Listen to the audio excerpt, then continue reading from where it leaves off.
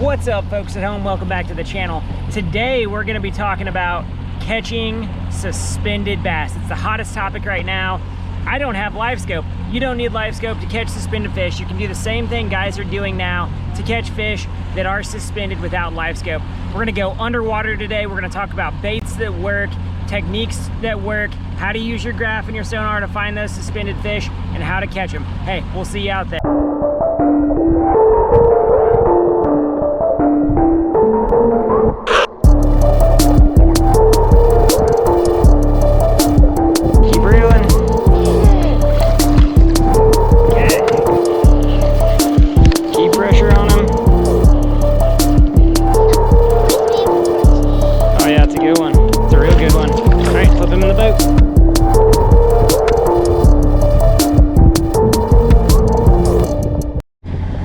Okay guys, what we have here is your classic late summer, early fall suspended fish. So we have groups and schools of bait here suspended over 60 feet of water in 17 to 16 foot of water. Those are suspended fish. You got bait up here clumping up, these bigger marks right here. These are fish, right? So how do we go about targeting those fish?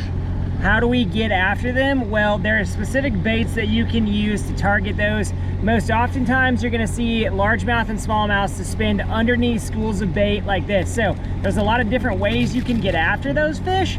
We're gonna head underwater, we're gonna check out some of those baits and see how we can catch a few fish or not.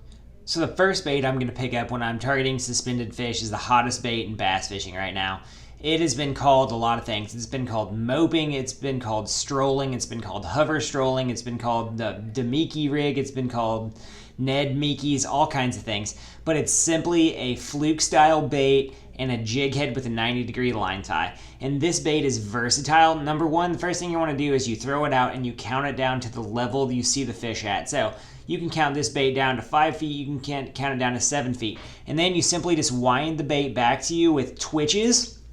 People call it tickle winding here. You can really make that tail action subtle and fluke-like, or you can make it dead action in the water. It's a great bait to throw. It's simply out, chuck it, wind it back in with a little bit of shakes, and you're going to catch fish.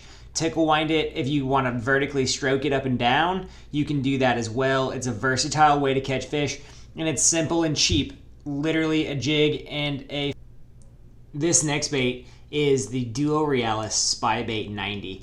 Now, as you can see, this bait was designed for chucking and winding at a very specific depth. This is a countdown bait and roll through schools. As you can see, it doesn't have a lot of loud action, but what it has is that spiraling action of those props on the front and back of the bait. It also has the body wobble of the bait itself. This is a very subtle bait. When fish are eating small bait fish, this bait excels. This bait also excels in smallmouth. It is a visual bait. It is a visual killer. Now, you want to fish this bait on light fluorocarbon, straight fluorocarbon line. I fish this bait on 5 to 7 pound fluorocarbon, no leader, because it's going to give it better action in the water. You get that wobble and that roll that you see here when you fish it on light line. It's also a small bait, so those treble hooks are laser sharp and they are going to pin a lot of those fish.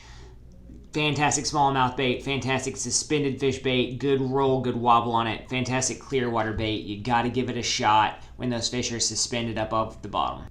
Third bait that I pick up is going to be the jerk bait. Now, I love a jerk bait when the water looks like this. You got some clarity, but you also got a little bit of stain.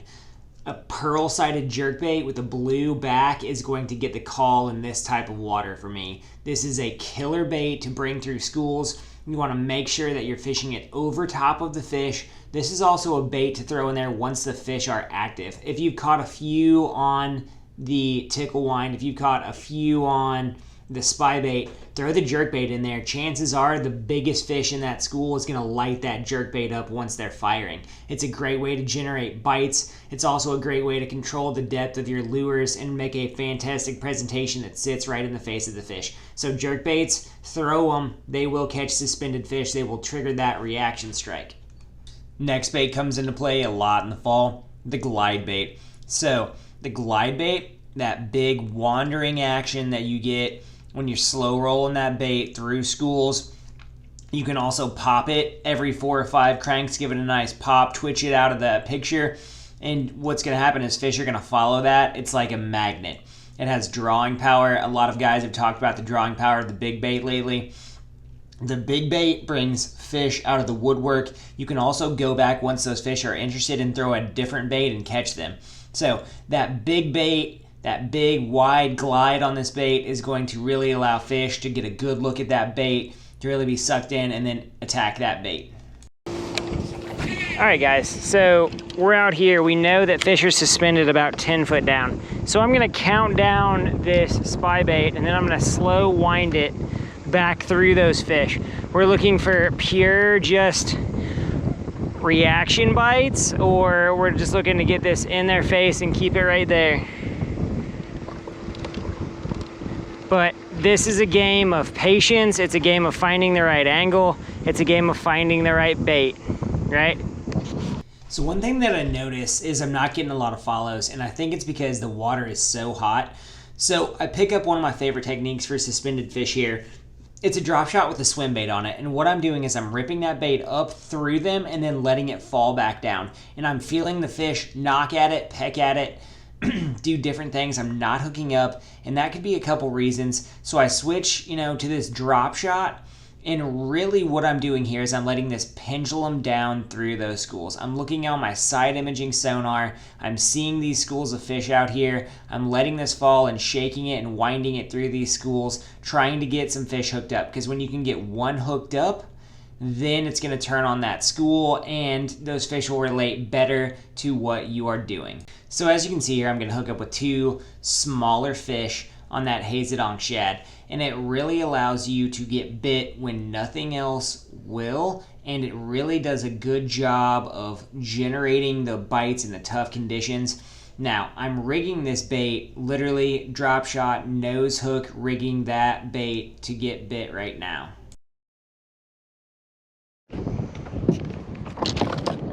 Hey, watch what you're doing. Here, got one. You got one? Yep. Here, reel it. Keep pressure on him, reel. Reel. Keep pressure on him. Please be a 14. Oh yeah, it's a good one. It's a real good one. All right, flip him in the boat. Ugh. Flip him in the boat. Nice. That's a good one. That looks like a 14-pounder. Here. Can you keep that? It's a good one. What do you say? You lost the bait again. Got him. You lost the bait. He's not a 14. It was in the water somewhere. No. Keep reeling. You need it. Okay, good job. No, it's not. It's a live fish right there. Where? Where's my boat? There we go. Hey guys, hope you enjoyed the video. We were able to catch some suspended fish today. Got the boys on some fish. Swimming that drop shot through the school, right? Letting it pendulum down and fall was key. We got some underwater video on some of our other stuff. You can throw that tickle wind, you can throw that the swim baits, all the stuff like that, but really you just got to find what those suspended fish are willing to eat. You got to give them different angles, and you got to really try to make those fish eat. Once you get one to eat, more will eat. As you saw, we were able to fire up that school and get some decent fish catches on there. So we hope you guys learned something. We hope you enjoyed the underwater footage. Visit our links in our bios, go to our pages, visit us there, tell us what you want to see on video, let us know how we can be better. We'll see you out there next time.